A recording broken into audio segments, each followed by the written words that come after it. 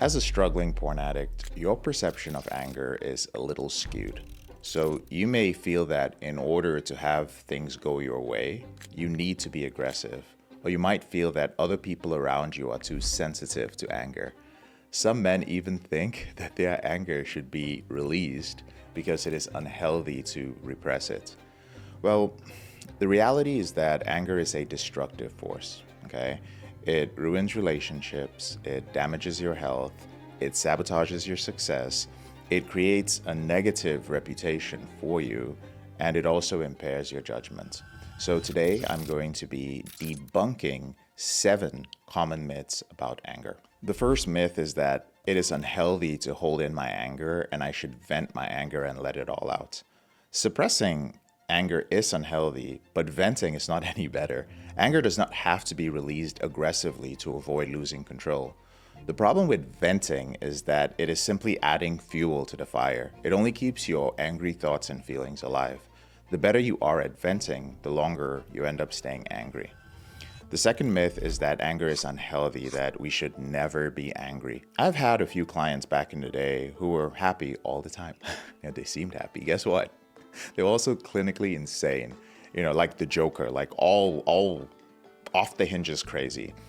Anger can actually be channeled into motivating you to get out of a tough situation, create boundaries to protect your self-esteem, and to cope with stress. And many famous, influential historical figures from Jesus to Muhammad to Martin Luther King Jr. used anger to change the world for the better. Third myth is if I communicate without defending myself, I must be suppressing my anger. Just like a pressure cooker, when anger builds up enough inside you, it explodes out. No matter how hard you struggle to keep it down, it is going to come out, one way or the other.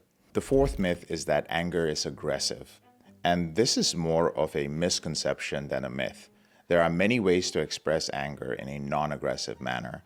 Being assertive, challenging thinking errors, and using self-talk are just a few of the ways that you can avoid aggressiveness when you are angry. And by the way, all 3 of these skills can be learned, so you can actually deploy them as soon as you experience anger. One myth that I hear is that my anger is genetic, right? My father and mother were angry, so I have to be.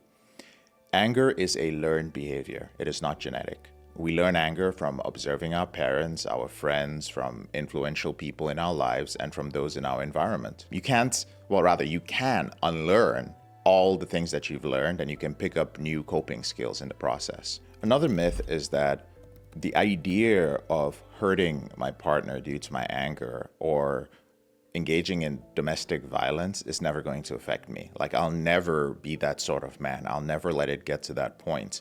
Now, domestic violence is not uncommon among porn addicts, particularly observed in the parents of porn addicts. However, some men are under the misconception that domestic violence only happens to those in maybe lower socioeconomic classes, the uneducated, and immigrant or minority communities. And this is a myth.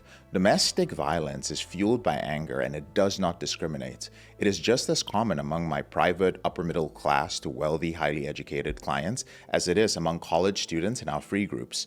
So domestic violence, which is being beaten, slapped, hit, or battered, it affects over 4 million women between the ages of 15 and 44 years old in the United States. Another myth is that my anger has only got out of control once. It was just that one time or just those few occasions. And the biggest myth is that your worst outburst of anger was simply a one-time event, a singular episode, like she shoved me and I just reacted.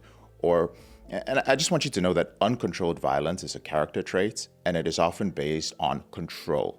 Pornography teaches men to be in control of sexual experiences, the women they have sex with, the behavior of the women they desire to have sex with, and much more.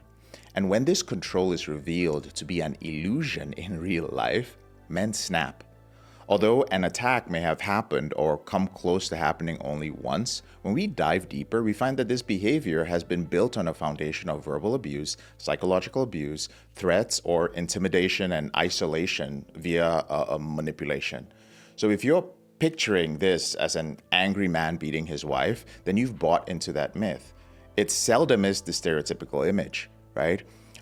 Most of my clients whose anger explodes are often very shocked. They're surprised. They're even saddened by their behavior. And they're devastated to discover that they were capable of hurting another human being physically, right? So those are the top 7 myths about anger.